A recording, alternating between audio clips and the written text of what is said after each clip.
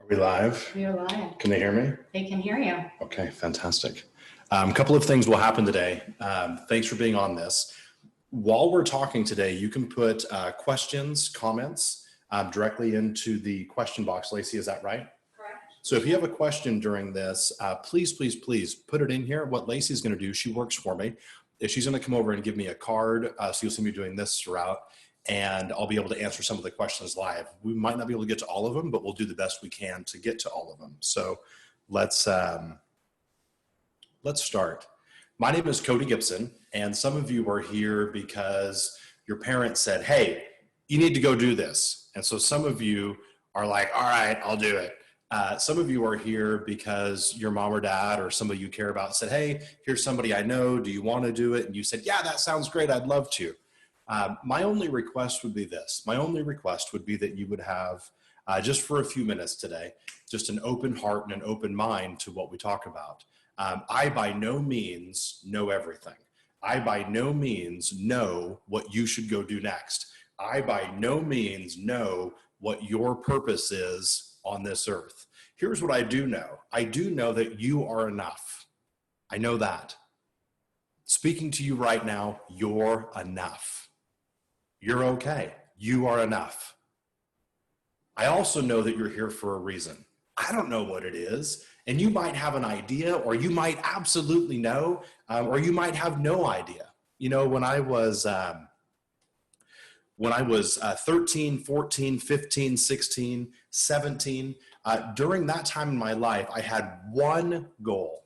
My goal was to be a Navy SEAL. I had one thing that I worked towards, one thing that I wanted to be. And during that time, I did everything that I could to become a Navy SEAL. It worked. I was a part of a search and rescue team. I became a dive instructor, all very, very young. And I'll talk today on the webinar about what I think that means. Ultimately, though, at that time in my life, I'd been, well, let me give you part of the story. I'd ran a search and rescue team. I'd been on a search and rescue team. I was part of a rope rescue team, dive instructor. I was an EMT. I rode the ambulance in our city, rescue diver, all the things like you would think like for a Navy SEAL coming in, like that's perfect, right? And so a friend of mine's dad was an admiral of the Coast Guard in a station in Alaska. And so he wrote a letter, our state senator wrote a letter, and the Navy said, we're happy to have you and we'll see what happens. And I said, nope. I'm only going to join the Navy if you can guarantee me that I get a shot at becoming a SEAL. And they said, we don't do that. And I said, okay, well then I'm not coming. And it took 18 months of negotiating and talking, stick to your guns, negotiating and talking. And they finally said, okay, here's the deal. We'll make you a medic on a SEAL platoon and we'll guarantee you placement, but you still have to pass everything. And I said, no problem. No problem. I just want to know I have a shot. I just want to know I have a chance. It's on me. Long story short, I got assigned medic of a SEAL platoon. So excited, like my whole life, right? Like my whole life had come to this, like this moment, this culmination, like I'm here, I'm ready. And I go and I do the, what was called military entrance, MEPS, just a, alphabet soup acronym. And they were going through like all of the physical tests, like can you walk straight on a line and this and that. I mean, it was ridiculous, right? Like hundreds of us there and just, next. And this lady puts out these cards in front of me. You've probably done something similar. There's a bunch of colored dots and you see a number in it. It's testing your color, like colorblind or color efficiency of your eyeballs. And I'm looking at the cards and I don't remember how many cards there were, but I think it was like 20. So we'll call it 20. And I got like 5 of them correct. And so she picked up all 20 cards and like shuffled them again and put them back down. And I got 5 of them correct. And she looked at me and she said, young man, how long have you been colorblind? Now, I'm kind of a smart aleck at times. And so I looked at her and I said the best thing I could think of, which was, I don't know, Susan, probably my whole life. Like I didn't know. I never knew that I was colorblind. Didn't know. You see, you can only see the world through the lens that you have. I didn't know anything was wrong with my eyes because that was all I could ever see. I had no idea. And so ultimately they put me in this room. And I remember it clear as day, like I'm a kid. They put me in this room and they said, we'll come and get you. And I said, okay. It's like out of one of those CIA movies, right? Like a bare room, a metal desk, a couple of chairs. They didn't lock the door or anything, but I'd seen plenty of movies. Like I knew what was going to happen. So I'm sitting there. It was probably 30 minutes, but it felt like 30 days. Finally, somebody walked in like with a nondescript folder and like laid it down on the table. And they said, we can't make you a Navy SEAL. And they offered me a different job in the Navy. And I declined. I said, no, thank you. And they said, no, we want you to do this and be an intelligence, blah, blah, blah, blah, blah. And I said, no. And at the time, I was so set on doing one thing, becoming a Navy SEAL. I was so set on that nothing else mattered. Nothing else was even good enough. And I said, how come I can't? They said, well, you're colorblind. And I said, well, who cares? And they said, well, if we ask you to cut the blue wire and you cut the wrong wire, that's a problem. And I went, yeah, really good point. Really good point. So it was all over. They let me go 5 minutes later. Year and a half of putting it together, time, effort. Flew from, at the time I lived in a small city, and I moved and I flew to a larger city to go do this entrance thing. Like I was done. Like I was leaving from there and going. Like I had plane tickets and I was gone. In fact, I had one of my buddies at the time. I had borrowed like $500 from him, and I had no intention of paying him back. And as embarrassing as it sounds, I thought I'm never going to see this guy again. Well, you could imagine how I felt flying home. I'm like, son of a gun. His name's David. I owe David $500. And you know what? I had to go pay the guy. I had to figure it out. So I remember sitting in the bottom of the parking garage, like sitting there bawling, just crying. By the way, it's okay to be emotional. By the way, it's okay to have feelings. It's okay to be discouraged. It's okay to be excited. It's okay to be up, and it's okay to be down. I remember sitting there on this curb just going, what in the heck do I do next? My whole life has led to this. And in the moment, like I felt like life was over. In the moment, I felt like, well, now what? Like I wanted this and it didn't happen. And I couldn't see another path. I couldn't see anything else that was interesting to me, nothing else that I even cared about. Fast forward a couple of years, 2.5 or 3 years later.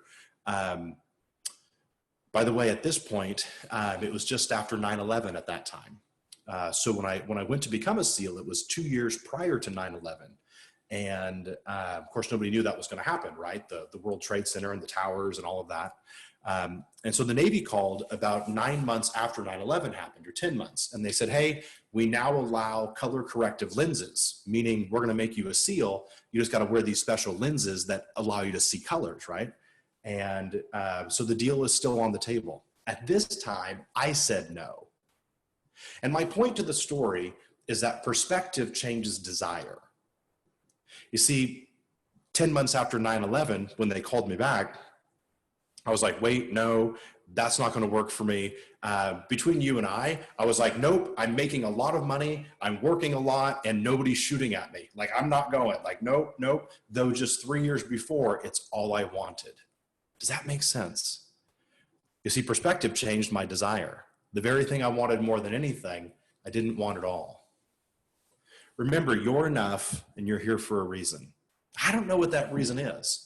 And I'm not sure it's important today that you know what the reason is. You know what I do think is important though right now? Whether they're young adults or adults, very young or very old. I do believe what's important is that you're looking for your reason. What does it look like? I don't think you have to know the answers. I know 40 and 50-year-olds who don't know the answers. I know some of your parents and they don't know the answer. They may or may not be totally honest with you about it, but they might not know. And that's okay. Are you willing to be searching? Are you willing to be looking? I wrote some notes for you today, and my goal is to cover a handful of ideas and theories, philosophies, thoughts, give you something. If you could take 2 or 3 things from today, that could help you moving forward, that's my heart's desire. And I would have told you a month ago that I wanted to do this, or 2 months ago, I'd like to do this, but I would have said, I don't have enough time. I'm traveling too much. I own a real estate company in Oregon, and I own a real estate company in Arizona. and I travel as a speaker and trainer and a motivational speaker. Some of your parents know me from that. And then I have a real estate sales business that operates in about 100 different cities across the country. I say all that to say this: you can do whatever you want to do. Just be careful that what you're working towards is something you actually care about doing. I also say all that to say this: who you were yesterday doesn't have to be who you are tomorrow. Where you come from isn't where you go. You know, when I was a little kid, I remember it. When I was 5 and 6 years old, my job at 5 and 6 years old, my parents grew drugs. They grew pot, and our job, my brother and I, we lived in Northern California, and we would have patches of pot plants, like drugs, out in the mountains in the middle of nowhere. And in the middle of the night, we would drive out to these areas where we had these little groups of trees, drugs, pot, whatever, and we would sneak off into the woods to water all the trees. And then my job at 5 and 6 years old was I had like a tree branch and a broom, and my job was to sweep up our tracks so that somebody who was looking to go and steal our drugs couldn't find it. Now, if you're 6 years old and this is what life looks like for you, this is what you think is normal. Whatever you have around you, you think this is normal. You think this is how things look. You think this is the way the whole world looks. And I'm telling you that you can only see the world through your own two eyes. And somebody else has a whole different perspective. Like I had friends, I mean, there was a couple of years that my parents didn't let me go to school. And we were supposed to be homeschooled. Like the state would say, you have to homeschool your kids. And so my mom said, well, I'll homeschool the kids. Well, I'm telling you, we didn't do very much homeschooling. Like 2nd grade and 3rd grade, I just really didn't go to school. In 4th grade, we had moved to Alaska, and I went to school. But I remember being so far behind everybody else because I had spent 2 years, 3 years almost not in school at that point. And I remember being so far behind, and I remember being embarrassed. And there was nothing worse at that age than being embarrassed. You know what I've also learned? I turned 40 this year, and I've also learned that today, nothing's worse than being embarrassed. Like that doesn't go away with age. You know, that's not an age thing. Now, what might change with age is what's embarrassing or what you feel like is embarrassing, right? Like I remember I was in 8th grade, and I had this crush on this girl. I was 8th grade, had this crush on this girl. Her name was Amy. Amy would never talk to me. I would ask her questions. I'd try to strike up conversation. I would say something in the hallway. She would never talk to me, right? Well, we were in PE class. It was 8th grade. And the PE teacher like put us all in groups or teams or like twosomes, whatever you want to call it, right? And so we were doing sit-ups. And so what one student would do is you'd lay down or do a sit-up, and the other student would put their hands on your feet to hold your feet. And so I'm doing these sit-ups, and here's Amy right here with her hands on my feet. And I'm like, this is my shot. She has to talk to me. Like, she's got to talk to me. Like, it's just the two of us. Here we are. I've got her for 5 minutes, right? And I'm so excited. Like, this is my chance. So back to being embarrassed, right? So I'm doing these sit-ups, and on my 4th sit-up, I fart. Can you even imagine how embarrassing it was in that moment? Like what I thought, horrified, horrified, the worst thing that could possibly happen.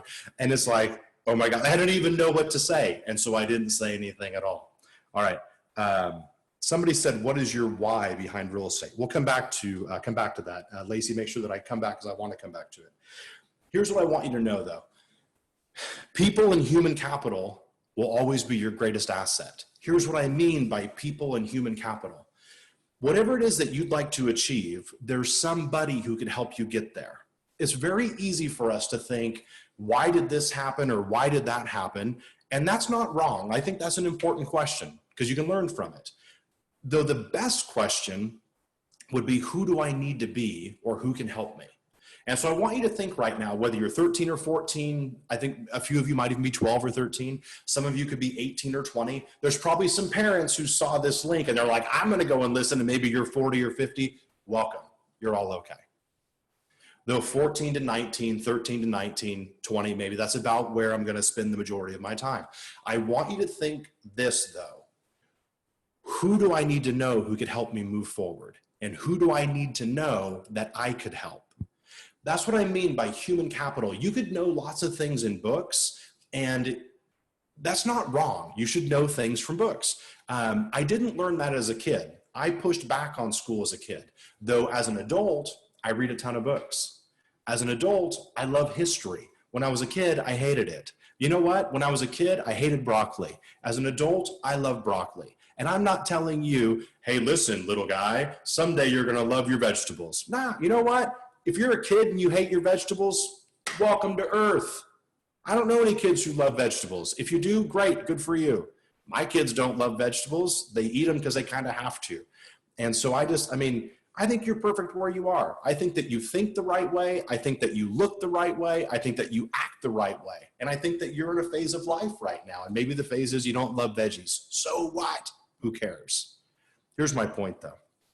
My point is that if you could help somebody and somebody can help you, you can go as far as you want in life.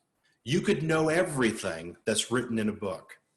And if you can't get along with people, you're going to have a challenge and a ceiling of how far you can go in life. You're going to have something that limits you about how far you can go.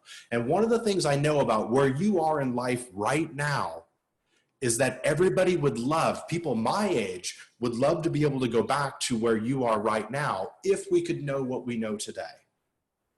Let me explain.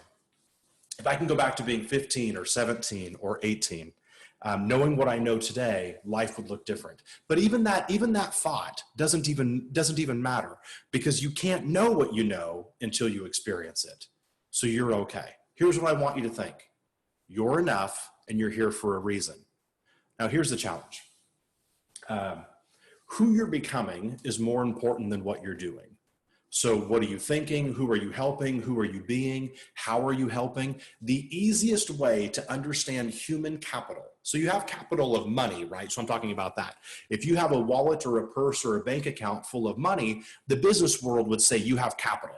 It's like, you've heard the term, it takes capital to start a business. Well, capital is just money. So they could say it takes money, currency, whatever you want to call it. You know what the highest currency that exists? Human currency. You know what the highest capital that exists? Human capital. Because you may not have $5 million, though what if you know somebody who believes in you who has $5 million? You might not have 50 bucks, but what if you know somebody who believes in you that's got 50 bucks and they'll bet 50 bucks on you? Your highest use is going to be people. And it's interesting, right? Like you look at the time that we're in right now. No one's ever going to forget. No one's going to forget. You're not going to forget, and I'm not going to forget what it looks like right now during this whole COVID issue, coronavirus issue, all that stuff. We're going to remember these days our entire life. Human capital, the ability to connect to somebody else, the ability to help somebody else, the ability for them to be able to help you is going to be as far as you could possibly go on earth. Remember that. Remember that humans are what this is about. Let me get back to my point. All right, so here's where I learned that story the very first time. I'm 15 years old. At this point, well, I grew up really hard. As you could imagine from my childhood story, life wasn't amazing growing up. But you know what? My parents did the best they could. And at the time growing up, I would always think, well, mom did this or dad did that, or mom didn't do this or dad didn't do that. I had lots of judgment around what I thought. What I learned later in life was they were doing the best they could. Good, bad, or indifferent, they were doing the best they could. So anyway, at 12 and 13 years old, I started working a paper route.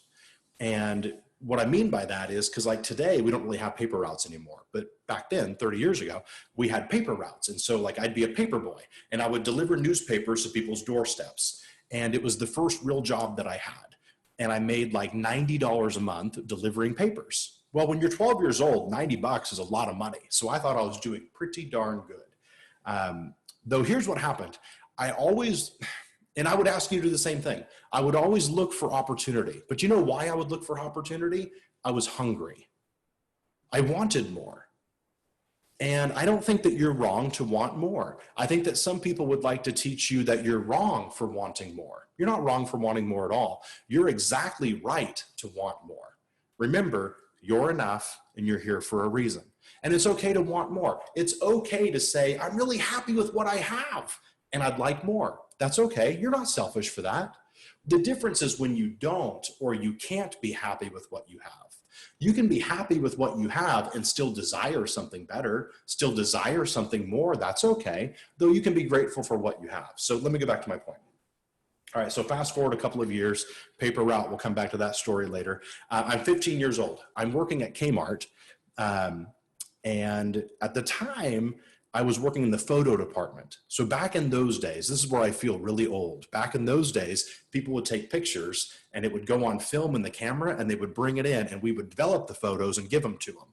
Well, today, nobody does it that way. But back then we did. So I would develop photos and here's what I would do. I would steal a soda and a bag of chips and I would go and sit on the lawn chair in the garden department. So imagine like Home Depot or Lowe's or Walmart or a store, they always have like a garden department, like a seasonal department, right? Outdoor stuff. And so I'd go sit there because nobody ever went there. This was Alaska, so nobody went there. And so I'd take a bag of chips, I'd take a soda, wouldn't pay for it. That's not right, but I did it. And I'd go and I'd sit on the lawn chair. And I would still be paid for my time. So I was basically stealing time, stealing money, and stealing soda and stealing chips, right? So here I am. So, all right, so I'm laying in the lawn chair and up walks somebody. And he looks at me and he's a whole lot older than me. I'm 15 years old. He's probably 45 or 50 at this point. He walks up and he stands at the edge of my lawn chair and I look at him and I said, can I help you? I thought it was a customer. Like, I got to help this guy or whatever, right? Like, I've always been nice to people, even though I was laying there as a thief, basically, always nice. Like, well, can I help you? What do you need? And he looks at me and he said, my name is Randy. And I'm like, I thought to myself, congratulations, you've got a name. Like, what are you talking? Like, I still thought he was a customer. He said, no, my name is Randy. I'm the new store manager. And in this moment, I thought, oh no. Now, Randy was the new store manager for this Kmart store, and he had been in the store for a few days already, though nobody knew he was there. He had been transferred in, and he'd been hanging out in the security office, like watching cameras and like learning about the people that were going to be working for him, right? And so he said, Cody, I've seen you sitting up here every day, all week long. I've seen you sitting up here in a lawn chair with a soda you didn't pay for and a bag of chips you didn't pay for and not working while still being paid to work. He goes, you're basically a thief and you're fired. And I thought, now nobody had talked to me like this before. And I thought, oh my gosh, what? He goes, no, I'm not kidding. You're fired. Go clock out. Get your things. You're dismissed. And I'm like, all right. So I went to the back of I was embarrassed. I felt bad. It was terrible, but I had to do it, right? So this was my job. And so I went to the back of the store, I clocked out, I put my vest up, I got my things. I walked to the front of the store, and here's what I need you to hear. As I got to the front of the store, Randy was standing inside the door, not outside, but inside, like 1 foot inside the door. And I got up there, and he's almost standing in front of me. And I got there, and it's like he wasn't letting me pass, right? Though he was being respectful, but he was standing in my way. And I looked at him, and I thought, what else? You already told me I'm a thief. You already told me I'm lazy. Like, what else you got? Like, what else do you need? What else are you going to tell me I'm bad at? That's what I thought. He looked at me and he said, Cody, you've been stealing from the company. And I'm thinking to myself, I know, we already covered this. He goes, you've been stealing from the company. And he said, you've been a terrible employee. And I'm thinking, I know, we already covered this. And he goes, but the one thing about you is that everybody here likes you. He said, the managers that work here like you, the other employees like you. He said, everybody likes you. And he said, I've been racking my brain about how you get by being how you're being when you should just be fired, but nobody fires you because they all like you. He said, I'm going to give you an opportunity right now that you may never have again in life. I'm 15 years old, so imagine the filter this is coming through, right? He goes, if you step outside these doors, I don't ever want to see you walk back in this store, and I'll never hire you. But if you want to stay inside the store, you've already been fired, but I'll rehire you right now. But you can't be who you were yesterday. I'll teach you what you need to know.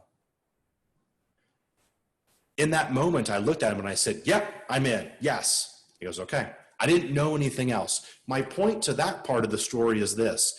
When you're offered an opportunity like that, it's okay to just move forward. It's okay to say yes, and let's just see where it goes. Let's see what happens. So I went back to the back of the store. I clocked back in. I walked back to the front of the store, and he looked at me and he shook my hand and he said, I'm going to teach you everything you need to know. Are you ready to learn? And from that moment forward, we were nearly inseparable. Now, I went from laying on the lawn chair, drinking a soda that I didn't pay for and eating snacks I didn't pay for, to about a year later being the youngest manager at the time in Kmart history. And I tell you that story because of who you were yesterday doesn't have to be who you are tomorrow. But if you don't change who you were yesterday, you're going to be stuck with that person tomorrow. Now, what he taught me was this, and I'll move on with some of the things I wanted to cover. What he taught me was this. He said, Cody, it doesn't matter, because I was 15 and then turning 16. Now, I moved out of my mom's house when I was 14, so I was already living alone, so I had to work full time. Imagine moving out of your parents' house at 14. I've got an 18-year-old son. I couldn't even imagine telling him to move out at 14. Anyway, and so one of the things he taught me, because I was really insecure, I was like, man, all these people that I'm being the boss of, like they're all so much older than me. And he said, Cody, he said, it doesn't matter how old they are, as long as you're kind to them and you're helping them. As long as they believe that you want to help them. He said, now you can't fool them. You have to actually want to help them. He said, if that's the case, you could win their hearts. He said, if you could win their hearts, they'll do whatever you need. They'll work hard. They'll get the job done. It was one of the greatest lessons I learned in my life. Do you care about people? Can you help them move forward? By the way, if you can help enough people, you'll always get what you want. If you could help enough people, you'll always have what you need. If you could help enough people, you'll always go where you want to go. Now, fast forward a couple of years. I was still working on becoming a Navy SEAL at this time. Fast forward a couple of years, I chose to quit working at Kmart. I didn't want to work in retail. As I looked down, I realized that it's a whole lot of hours and the amount of money that I could earn was limited. So I chose to quit. It wasn't bad. It was the best couple of years of my life. It was some of the greatest lessons I ever learned. I learned to put in extra hours. I learned to work harder than I was supposed to. And one of the things that I would push for you today is, regardless how old you are, whether you're 13 or 18 or 20, if you're asked to do this much, or you commit to do this much, I want you to do this much. Just a little bit extra, just a little bit extra. If you're supposed to go this far, do it, and then just a little bit more. You might be surprised in life how far you'll go if you're the type of person who always does more than expected. Just a little bit more. Now, the challenge is I tell you to do that, and I also understand that sometimes just doing what you're asked to do or doing what you're told to do is a lot of work. But I want you to make it a personal decision that you always do what's expected, you always do what's agreed, but just a little bit more. Just a little bit more. So if you got to do 10 push-ups, you knock out 10 push-ups and you do one more. But you don't do it for anybody else. You don't do it for your parents. You don't do it for your teachers. You don't do it for your friends. You don't do it for your boss. You don't do it for anybody else. You do it for yourself. And I think that's the lesson in it.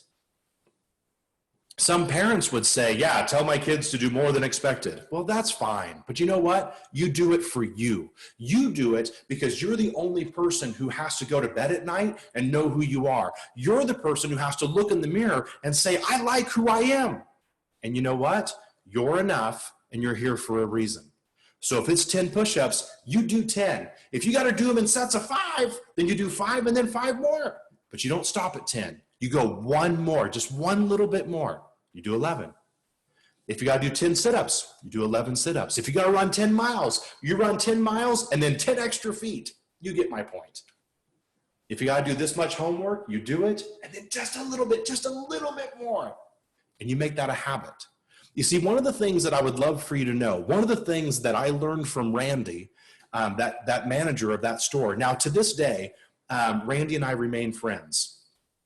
He's still a whole lot older than me. That's how the world works. But every year or every other year, I'll give that guy a call, or I'll text him, or I'll email him, and I'll say, thank you so much for being a leader in my life. Even though we only worked together for a couple of years, what he taught me I learned more from him than I did from any book. I learned more from him than I did from any job.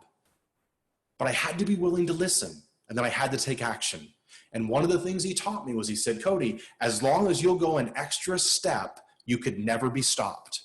He said, sometimes you can't go an extra mile. Sometimes you can't go an extra 20 steps, but you can always go one extra step.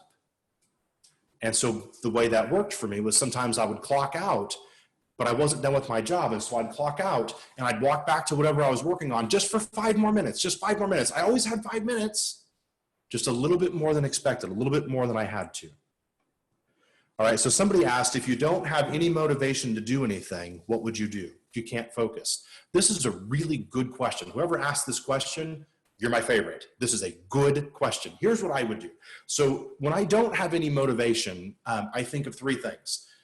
Number 1, what's my health feel like right now? So if I stayed up really late last night, I didn't get enough sleep, and I ate like garbage all day, like I didn't eat food that made me feel good. I ate food that, didn't make me feel good, and I didn't sleep last night. It's hard for me to be motivated about anything. So when I find a lack of motivation, like when I don't have a motivation for something, I'll think, well, did I sleep last night? If I stayed up really late and had to wake up early, it's hard to be motivated with 2 hours sleep or 3 hours sleep. So sometimes it's not a lack of motivation. Sometimes it's just that you're freaking tired. So call it what it is. It's okay. There's nothing wrong if you have a bad day or you feel unmotivated some days.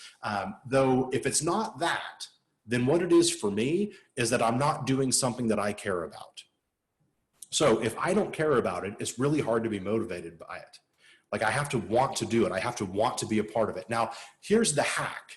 Most things that you do in your time frame of life at 14, 16, 18, 20, 12, like anything in there, most of the things that you do during these 5 or 6 or 7 years of like teenage years are short term. So here's my advice for you.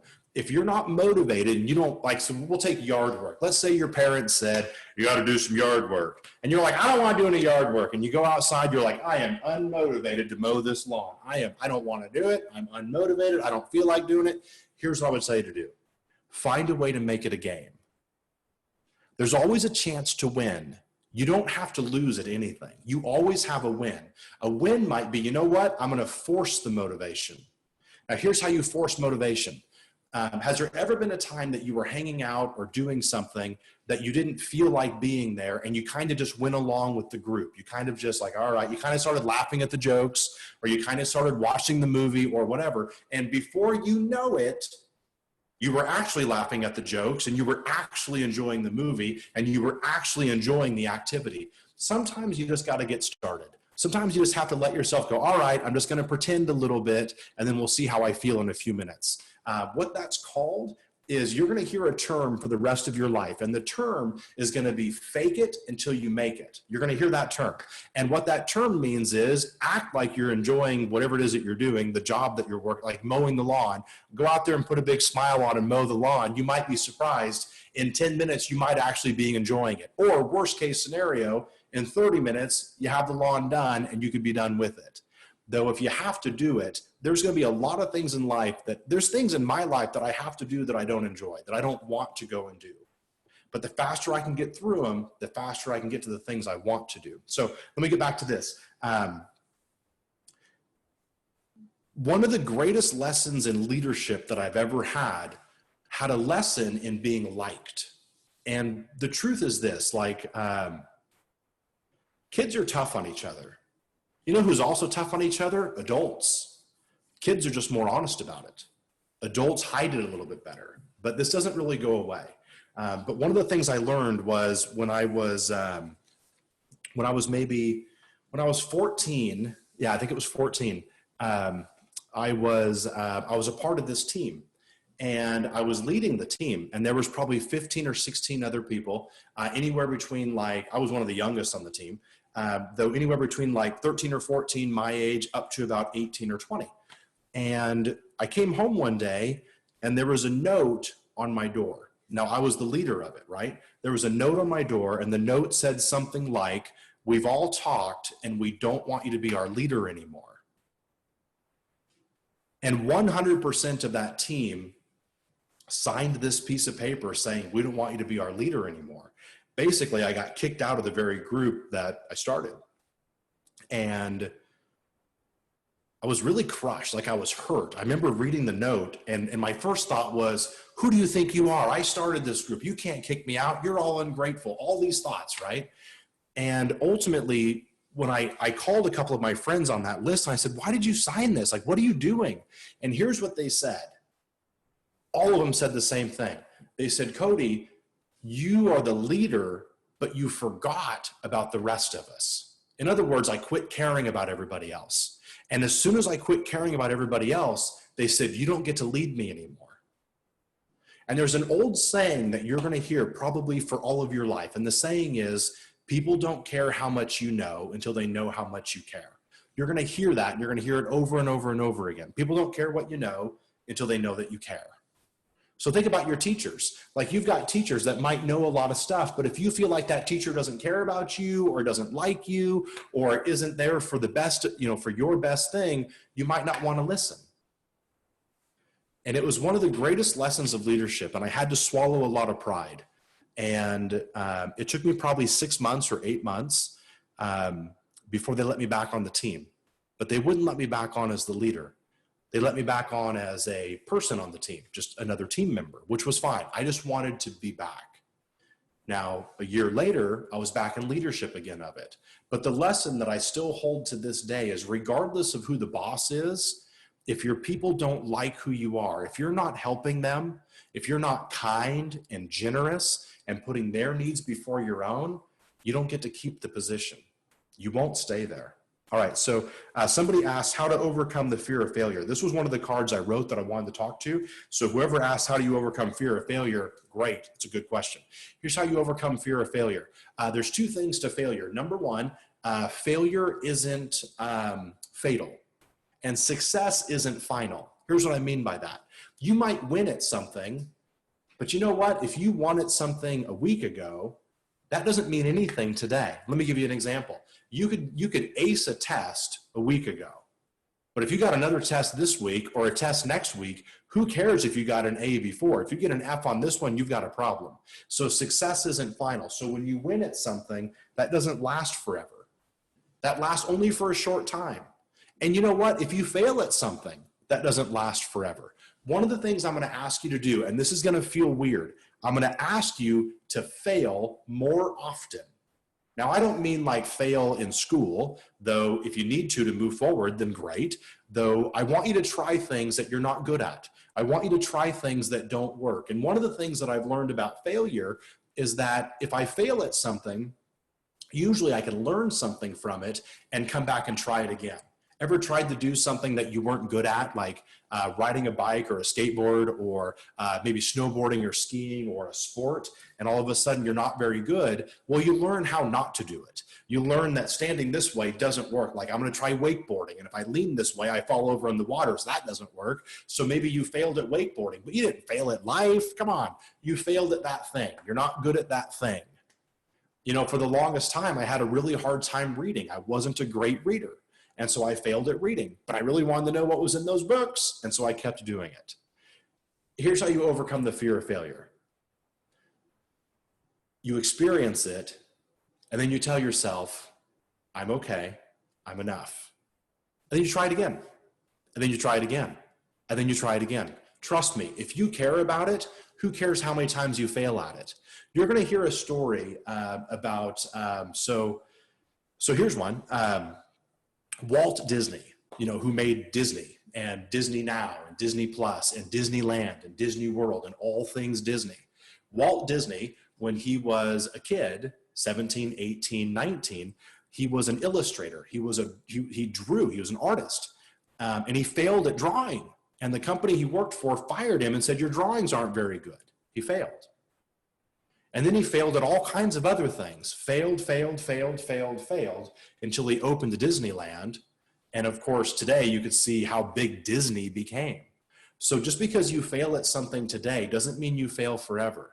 Listen, if you care about it, if you're passionate about it, if it's interesting to you, if your heart has a desire to do it, you can't fail. You can't fail. You might not do it right, but that doesn't mean failure. The world might put a label of failure around it, but it just means you've learned how not to do it. Maybe you're not good at it yet. There's plenty of things I'm not good at. If I care about it, I'm going to keep doing it. Remember though, failure isn't final. You get back up and you go again. You found a way it didn't work. And success also isn't final. Failure isn't fatal. Success isn't final. Keep moving. Keep moving. Try something different. You're at a point in your life right now that you could do literally anything you want to do, but you have to do something. If you do nothing, then nothing will work. All right, so passion and purpose. Let me talk about passion and purpose just for a minute. The idea behind having like a life mission. So I would say, and I started part of this conversation with, you are enough and you're here for a reason. Now, when you find that reason, when you figure out why you think you're here, then you'll wake up with a burning desire. Like, I can't wait to go work on this. I want to go put more effort into it. I want to keep trying. Like, if you care about it, you'll keep trying. If you don't care about it, you'll find a reason not to keep trying. That's just a truth of life. Now, let's say that you're 15 and you go, Cody, or 20 or 12. And you go, listen, I don't know what my purpose is. I don't know why I'm on this earth. But you're not here by mistake. You're here for a reason. I don't know what it is, and you might not know either. Some of you might say, Cody, this is absolutely why I'm on earth. Great. Let's work towards that. You also might look down someday and realize there's another reason. They can be temporary reasons. They can be full-time reasons. Some people at 15 know what they're going to do their entire life, and they spend their whole life doing it. That's great. Some people at 15 have no idea what they're supposed to do, and they spend 5 years figuring it out. That's okay too. Here's my point. My point is this. All I want you to do is be searching. All I want you to do is be looking. It's not important that you know why you're here today. What is important is that you're searching for why you're here today. Maybe it's this. Is it this? Is it this? Is it sports? Is it working in journalism? Is it becoming a doctor? Is it becoming a veterinarian? Is it opening a business? Is it becoming an entrepreneur? Is it working in the family business? Is it being a mom or a dad or a teacher? Any of the things that you would love to go do, start playing with those ideas. If you're not passionate about it and it doesn't move your heart, and if you don't get excited about it, then it might not be your thing. And that's okay. I just need you to try it. It's like trying an instrument. You go, I don't really like the instrument. Great, let's try a different instrument. You might try 3 or 4 before you land on one that you go, this is it.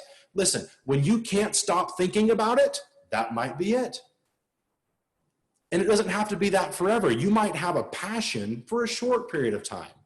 You might get to 30 or 35 or 40 or 25 and have a whole bunch of little passions that you thought were your thing that none of them were, but putting them all together really was. Like all the life experiences that you have. That's why your parents have probably worked hard to have you try a bunch of different sports. Not because they thought that you were going to go and be, in the NFL. They just thought, well, you should try football for a season, or maybe baseball for a season, or chess club for a season, or academics, or whatever. Just try it. Let's just see what you like. Like we're just figuring out what you like. It's like eating food. I don't know if I like it, so I'm going to try it and see if I like it. You're enough. You're here for a reason. Here's what I know about this. Yesterday doesn't have to matter tomorrow. Did you learn something yesterday?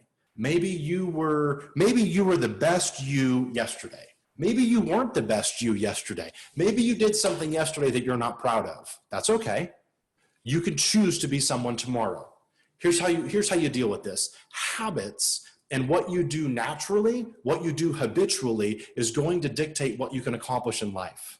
The habits that you have. So one habit could be, do I wake up on time? Do I get myself put together? Do I get dressed? Do I share gratitude?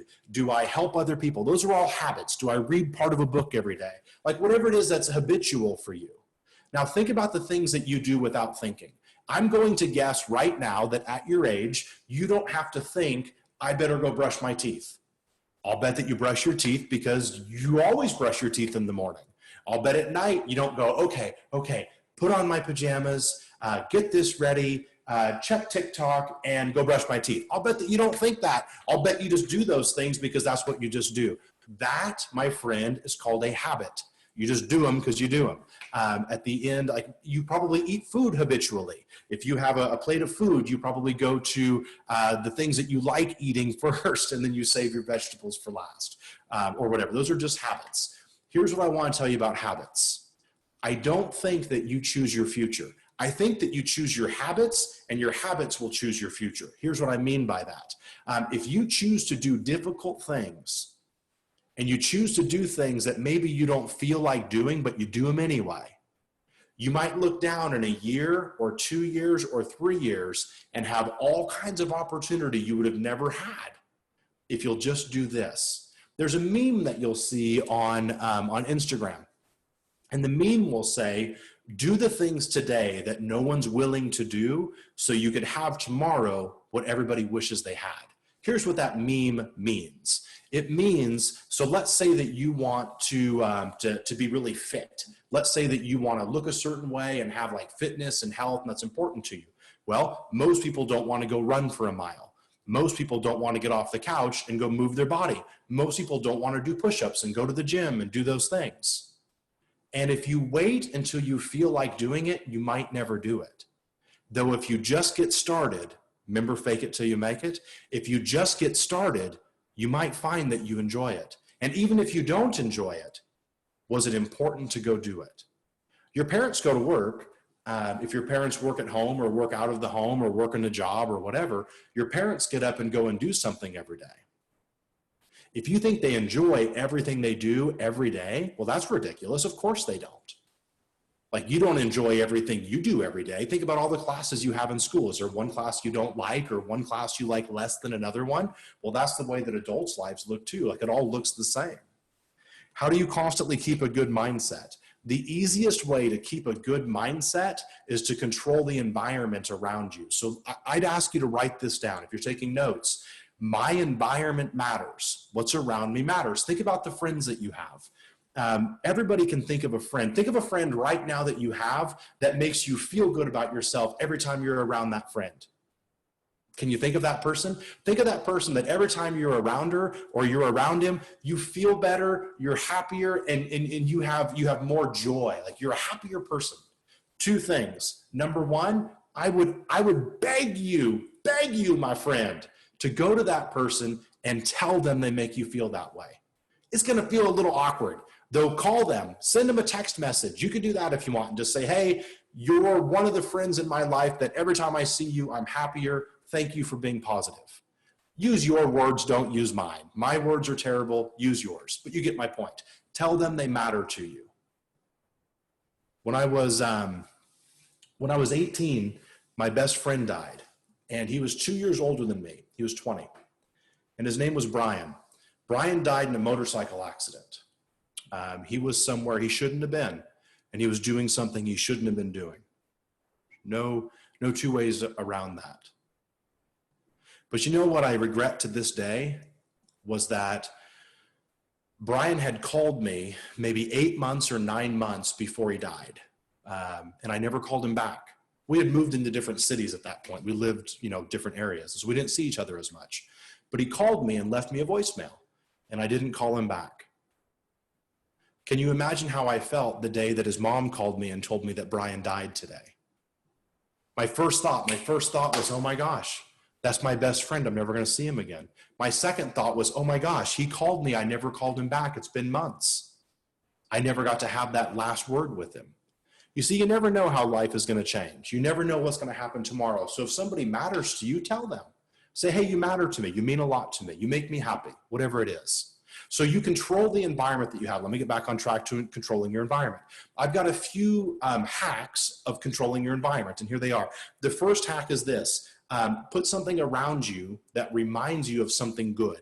So I like note cards. So if you'll take a look, like here's one right here, where I'll write note cards to myself, and I constantly have like sticky notes all over the house. And I'll have sticky notes that say things to me. Like one sticky note will say, you are amazing, or you're funny, or you're powerful, or people love to hear you, or you have an impact on other people, or you have a gift. I was going through something really hard in my life, and it wasn't that long ago. Just like you, like we have ups and downs, right? And I felt really terrible. And so I wrote one little Post-it note and I stuck it on my bathroom mirror. And the Post-it note said, Cody, you are a winner. Nothing keeps you down forever. And it was my way of telling myself, you're a winner and nothing keeps you down forever.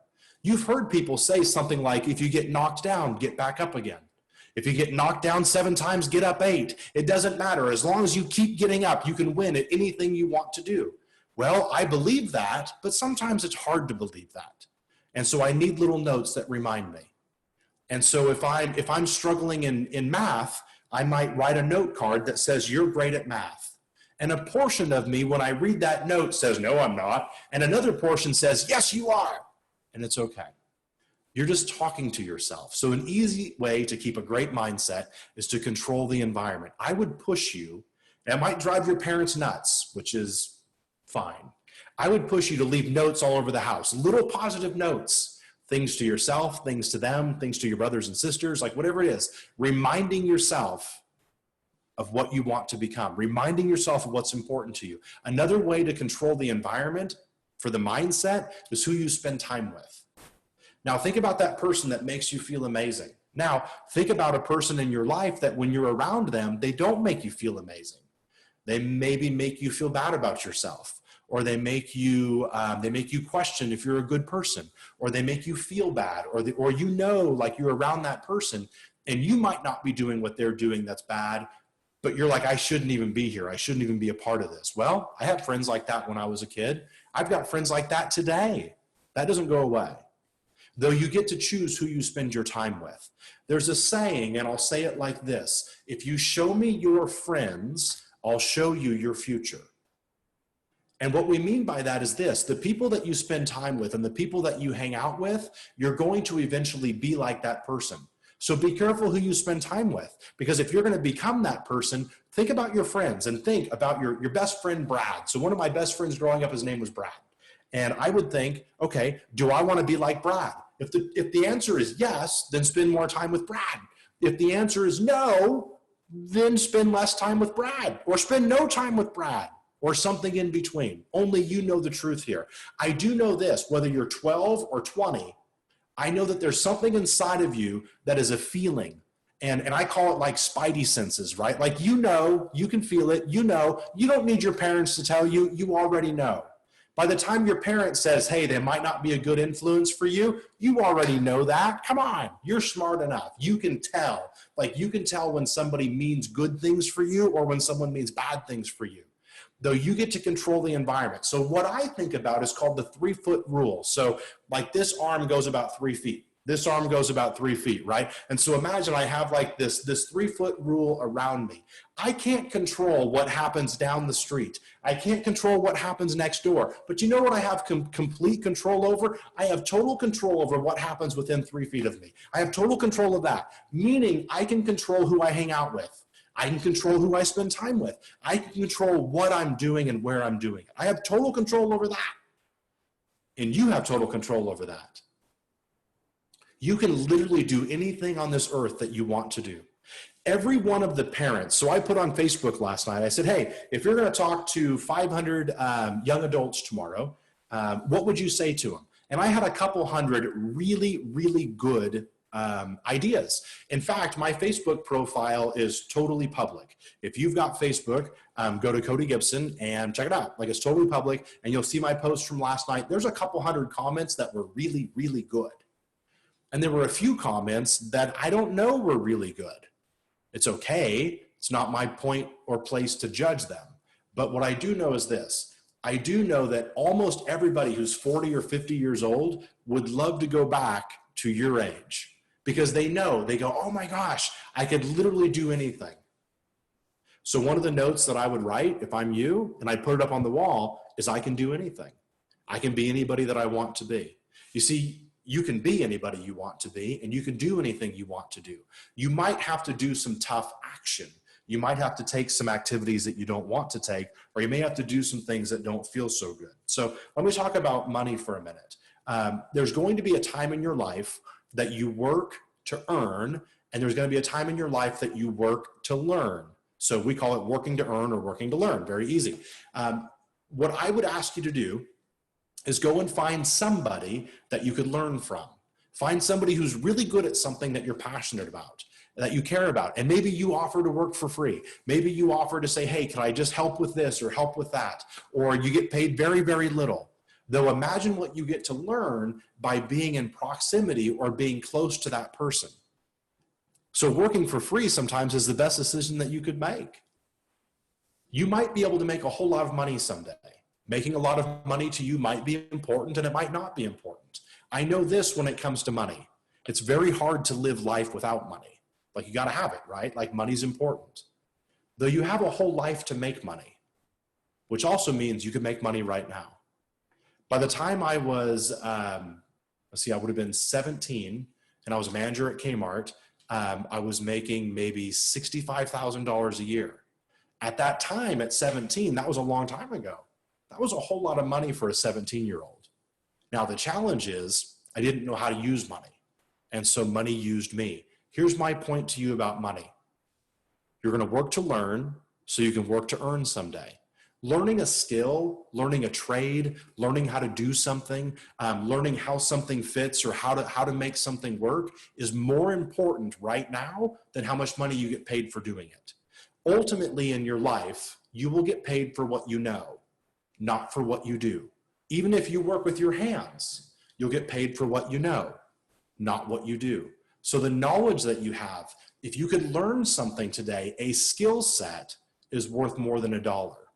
Understanding how to do something is worth more than the paycheck. So understanding how something works and how to do something, that's where you should put your time right now. Learning something, because that can't be taken away. That can't ever go away. You can't lose things that you learn. Once your mind has been expanded or stretched, it doesn't go back. All right, a couple of more points and we're pushing up on the 60-minute mark. Let me share this with you real quick. As it relates to your parents were wrong and your parents were right. You see, the challenge is your parents have really good advice for you. The problem is it's hard to listen to your parents because you're close to them sometimes, like you see them all the time. And so what I mean by your parents were right and your parents were wrong, your parents want the best for you. And so when they push you on something, it's only because from their viewpoint, they want the best for you. They care about you, they love you, they want the best for you.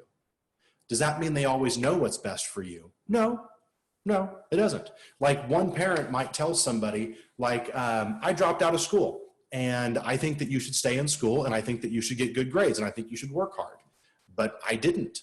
I dropped out of school after the 9th grade. And one of my biggest regrets is dropping out of school in the 9th grade. At the same time, I did it, so I had to do something. Like I don't get to go back and redo it. Though somebody could have told me, Cody, I think you should this, but they don't have to live my life. Only you live your life. Remember, you're enough and you're here for a reason. I think you should listen to your parents. I think that you should give them time. I think they probably know things that you don't think they know. I know that I felt that way. Here's what happened in my life. The people that were older than me in my life, when I was 15, I thought they don't know anything. When I was 25, I thought, hang on a second, they do know some things. At 35, I thought, you know what? They actually knew everything. Now, I don't think that you short circuit that. I don't think that you jump ahead on that. I think that you probably go through the same in your life. So I don't think you're wrong if you don't listen. But I do think that you should at least give the opportunity. You know what? You could blow your parents away by doing this. And if your parents are watching, just tell them to go in the other room. You could go to your parents and say, Mom, what do you think? Dad, what do you think? And then listen. Blow them away. You want to know how you can get anything you want from your parents? I'm a parent. I'll tell you the secret. The secret to getting anything you want from your parents is this. Number 1, work hard. Number 2, do what you said you were going to do. Number 3, have a good attitude about it. Do you have any idea how far you can go in life by just having a good attitude? Think about the person that makes you feel good about yourself. Are they usually in a good mood or a bad mood? They're probably in a good mood most of the time. Those people give energy to other people, so have a good attitude. You will get nearly anything you want from your parents. That's the hack with parents. You can have almost anything you want if you have a good attitude around it. Trust me on this. Try it out. The next one, ask them, say, what's your opinion? What do you think about it? And then watch them fumble, because they're gonna be like, whoa, whoa, whoa. They're not gonna even know what to say because you're asking them, what do you think? If you wanna know how to get what you want from your parents, you can do that. One of the secrets I've learned about life is working hard. You know what I've also learned about life is that work isn't all that matters. There's a whole lot of life that just gets lived. There's a whole lot of life that just has to do with experiences. And I want you to think about right now, like I'm coming to you and we're right in the middle of this coronavirus, COVID stuff, like all these things. You're never going to forget these days. I'm going to guess that you're spending more time around your family than you've ever spent. Like there's more dinners at home, there's more games on the floor, there's more time. Like you're seeing your parents and your brothers and sisters more than you ever have. And part of that's good and part of that might be irritating or whatever. But this is time that you can't get back. You know, there was, I want you to do something you've never done before. It's okay if you're scared sometimes. It's okay if you have fear around something. When I was a climber on a mountain rescue team, I would tell my team leader, I was like, I'm always scared on a rope hanging off a cliff. I'm like, I'm always scared. And he would look at me and say, Cody, that's good because fear keeps you safe. Now, fear can also stop you. So fear has a couple of different ways that it can show up. Now, fear could mean false expectations appearing real, simply meaning, what do you think could go wrong? And then maybe it's just, maybe you just didn't know. Have you ever told yourself a story that this could go wrong or you could get like, this won't work, and then all of a sudden it actually does work? Well, that's what we mean by that. Fear can be good for you. I want you to do things that are new. I want you to do things that you've never done before. I want you to try things that you're not sure how they're going to go. That's exhilarating. That's fun. That's exciting. All right, a couple of comments that came in that I want to make sure that we cover real quick before we're done. Choices drive habits, and habits drive success. Habits also drive failure. If your habit is that you never get the job done, well, you're going to fail at the job, and the world will give the job to somebody else. You can have anything you want. You can do anything you want. You just got to do the right things. Here's what I'll leave you with, a couple of things. Number one, I want you to read, if you're willing to do it, I want you to read a book called The Defining Decade. The Defining Decade. You can go to Amazon and get it. You can tell your parents to get it. In fact, I'll bet your parents will buy you literally any book you want to read. Some of you could make a fortune by reading books and doing book reports for your parents. You ought to go to your parents and say, hey, how much money will you give me for a book report? I'll read a book and I'll write a report. How much will you give me? And maybe they'll pay you $5 or $10 or $50 or whatever it is. It doesn't matter. You could earn money at home doing that. And most of your parents will say yes. All right, so The Defining Decade is written by someone named Meg J. And it's all about why your 20s matter. Even if you're 14 or 15, this is a great book to read, my friend. The Defining Decade, because of what you do in your 20s determines who you are in your 30s and 40s and 50s and how many people you could help and how big of a life you can live. So check out The Defining Decade. Another one that I want you to read, and I want you to think about this. There's four, well, let me go here instead. I'll end with this. There's four commitments. And if you're taking notes, I'd write these down. It's actually a book called The 4 Agreements.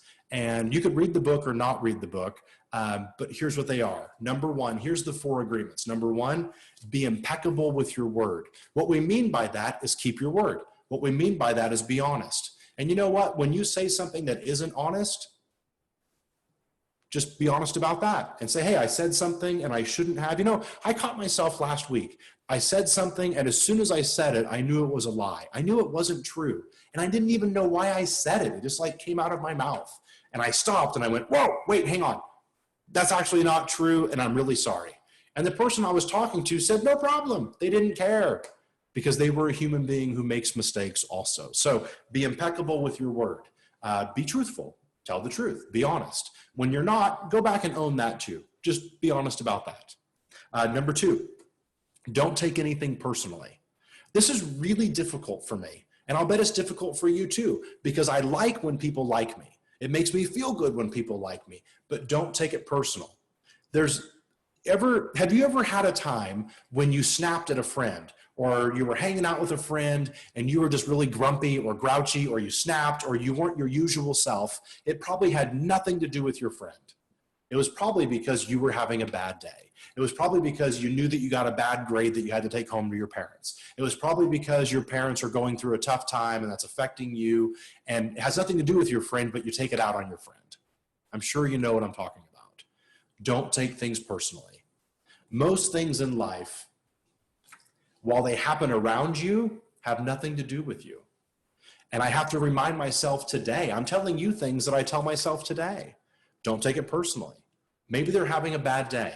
Be nicer to everybody around you because you have no idea the fight that they're fighting. That kid at school that maybe sometimes, like what I've learned about kids at school, like I was picked on a lot. And maybe you've been picked on.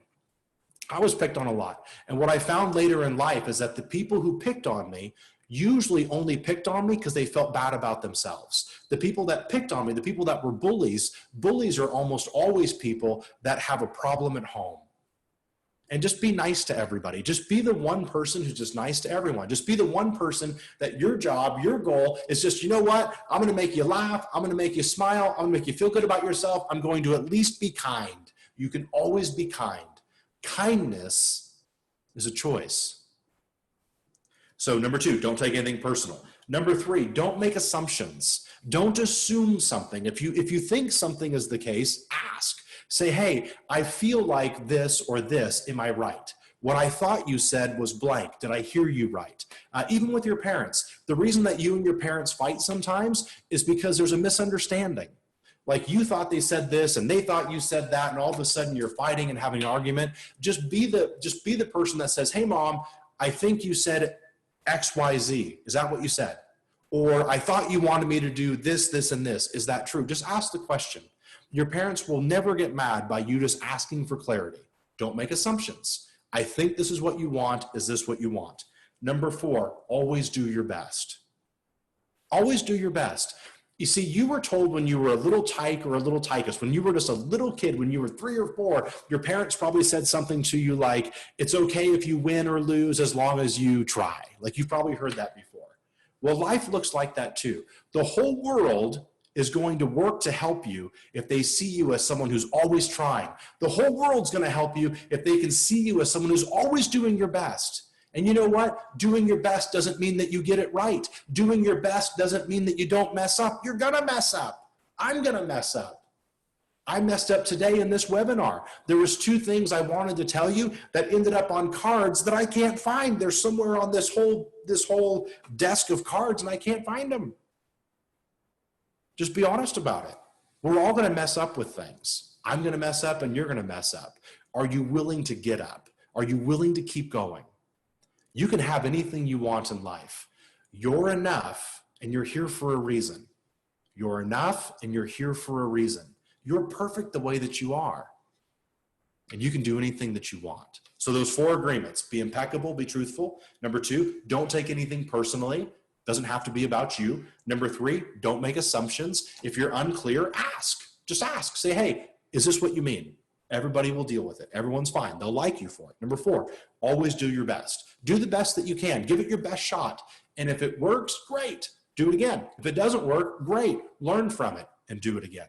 By the way, the book, if you want to go read the book, for my friends who are readers, and if you're not a reader, that's okay. You don't have to read.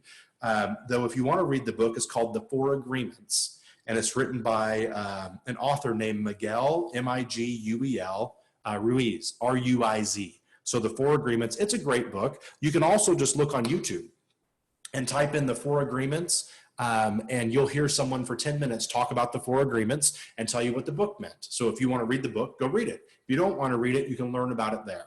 Either one is fine. I'm going to leave you with this. You can literally do anything. The whole world knows you can do anything. And you know what? The whole world wishes they could be you right now. Everybody, when they get older, wants to have their youth again.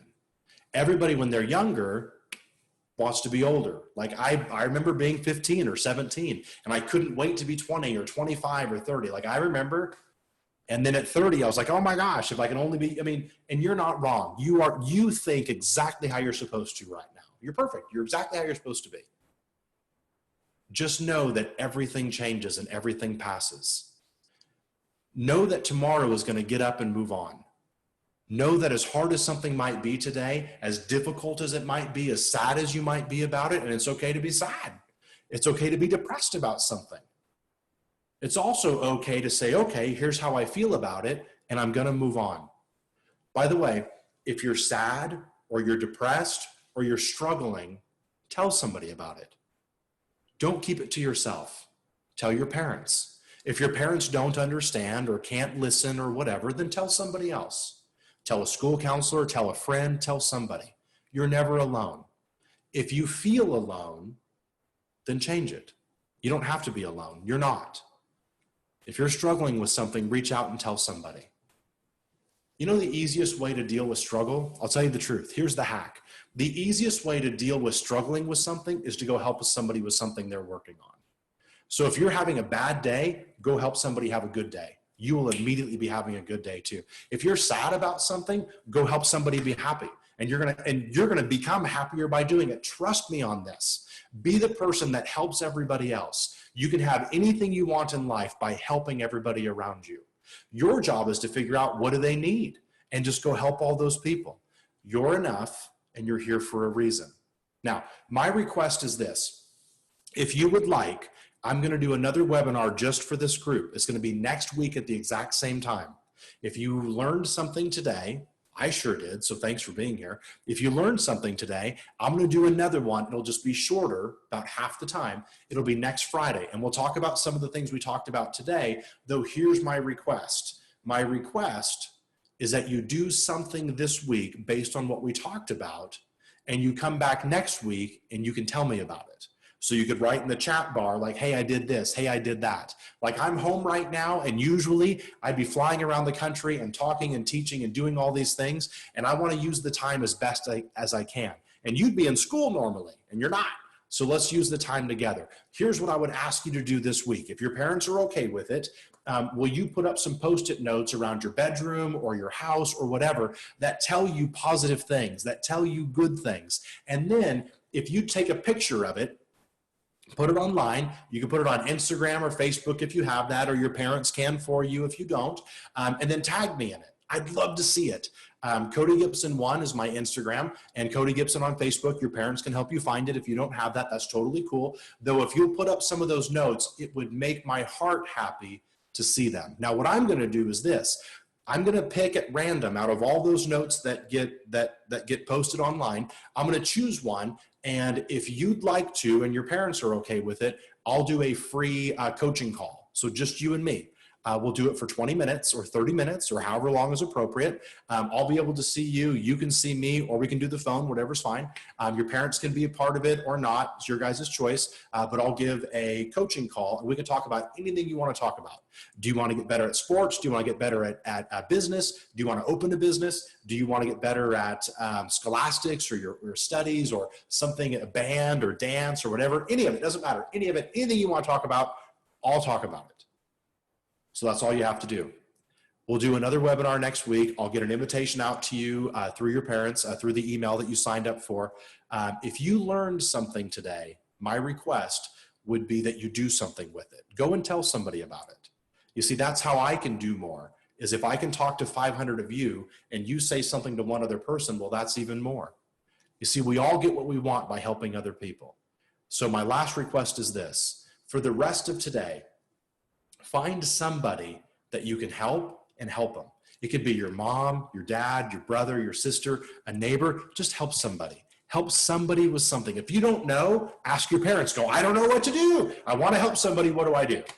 They'll have a great idea. It's been amazing for me to be here with you. I wish I could see all of your faces, and I wish we could talk one-on-one and be right here. Thank you so much. I hope that you're safe. I hope that you're healthy. I hope that you're happy. And I hope that you took something from today. Have an amazing day. We'll see you again next week if you'd like to tune into this. Thank you for being here. My name is Cody Gibson.